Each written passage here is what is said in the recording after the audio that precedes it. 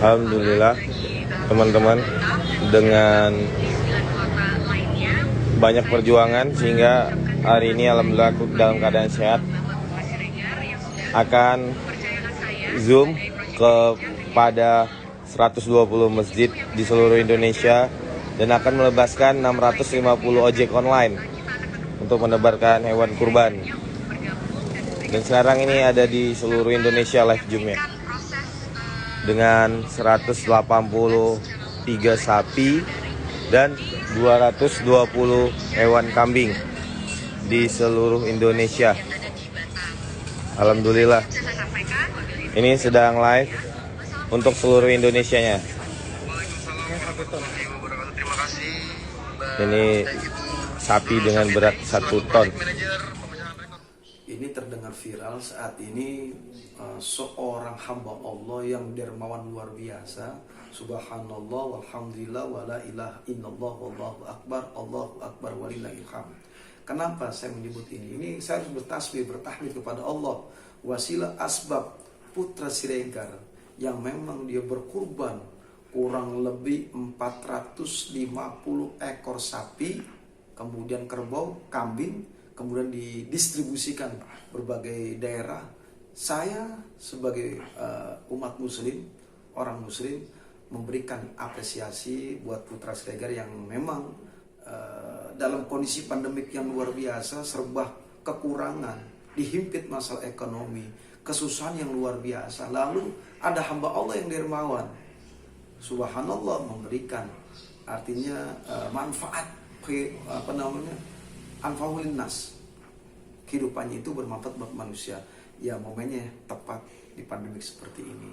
Oleh karenanya Allah Subhanahu wa taala mengatakan, lan tanalu birra hatta tunfiqu bima tuhibbun. Belum dianggap sempurna hajimu, puasamu, sholatmu, ya, sebelum engkau memberikan nafkah yang kita miliki. Apa yang kita miliki? Jiwa kita. Terlebih lagi di sini adalah harta. Harta yang kita infakkan di jalan Allah, kita cinta pada harta kita, kita berikan. Dengan model macam apa? Satu, berkurban jalan Allah Subhanahu wa taala. Momen ini seperti ini di suasana di pandemik COVID-19, kemudian keadaan sulit, dia berkurban. Subhanallah. Itulah orang-orang yang Allah hadirkan. Mudah-mudahan Bang Putra Siregar ini senantiasa Allah pelihara kesehatannya, panjang umurnya, dan tentunya rezekinya makin banyak, berkah dan gak putus-putus. Artinya ketika orang diberikan kenikmatan harta yang banyak, di sini Allah Subhanahu wa taala menyinggung, inna a'tainakal kautsar fasholli li rabbika wanhar. Sesungguhnya Allah Subhanahu wa taala Tuhanmu yang memberikan karunia rizki yang banyak, anugerah rizki yang memang tidak terbilang jumlahnya. Allah cuma menginginkan fasholli li rabbika wanhar. Maka kerjakanlah sholat. Setelah kita mengerjakan sholat an-nahar, lalu berkurbanlah. Maka diharapkan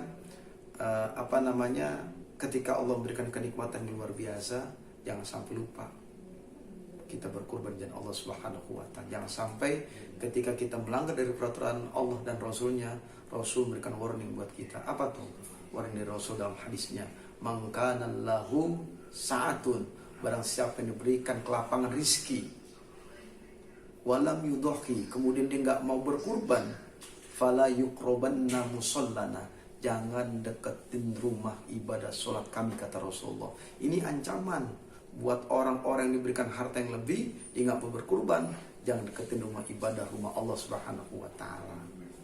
Demikian kriteria orang yang memang diperbolehkan untuk berkurban. Di sini Allah Subhanahu wa taala ialah orang yang mampu.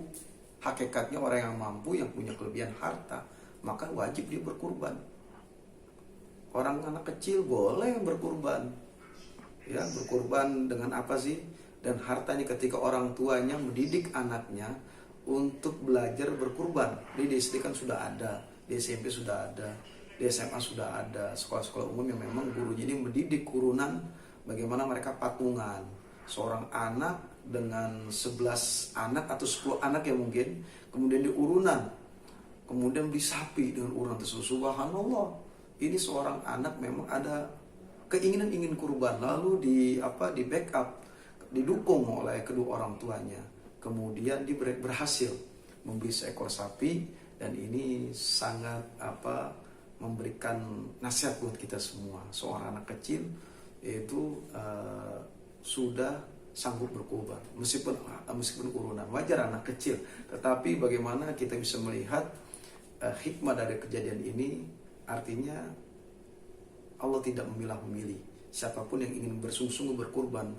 Dia ada keinginan, iza azam tafatawakal Allah, ada keinginan di jalan Allah Subhanahu wa taala, pasti Allah sanggupkan, Allah mudahkan dia punya urusan.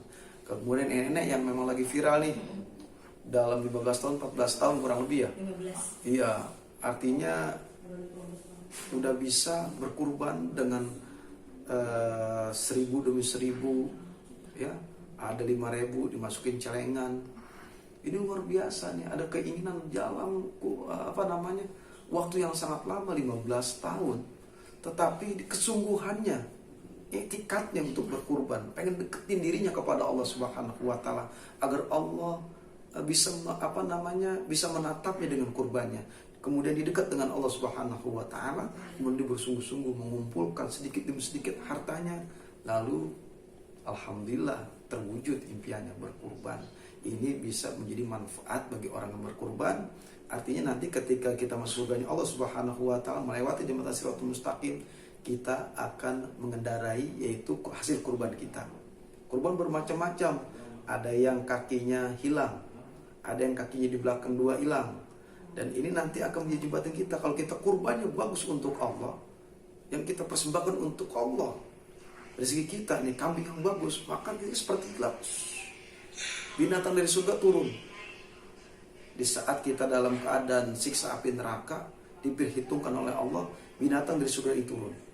Lalu berbicara, wahai hamba Allah yang beriman, aku ini dulu yang engkau berikan persembahan untuk Allah.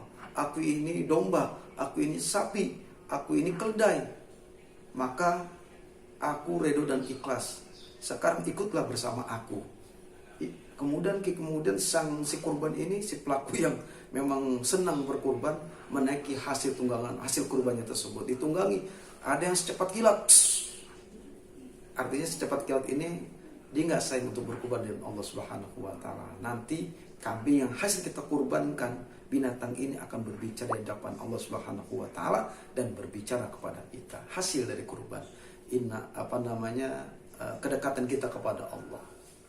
Ketika kita menyembelih kurban yang memang kita tujukan untuk kurban, maka kita harus pilih dan pilih ya usianya, ya kemudian bagaimana apakah telinganya ada yang robek, kakinya ada yang pincang, ya jangan sampai kita membeli hasil kurban kita ini ada yang cacat, kita persembahkan untuk Allah, nanti di sana juga cacat. Artinya kita periksa umurnya, kemudian periksa tubuh, bagian kondisi tubuhnya, apakah cacat atau matanya ada yang hilang sebelah. Yang sampai ketika kita kurban di hari nahar ini, hari kurban, ada yang cacat, ini kurang baik. Artinya kurban ini diterima oleh Allah tapi cacat. Apalagi cacat semua ya pasti nggak diterima. Oleh karenanya kita harus berhati-hati. Umurnya, kondisi fisik hewan tersebut yang kita persembahkan untuk Allah yang kita kurbankan. Untuk memilah dan memilih wajib. Demikian, assalamualaikum warahmatullahi wabarakatuh.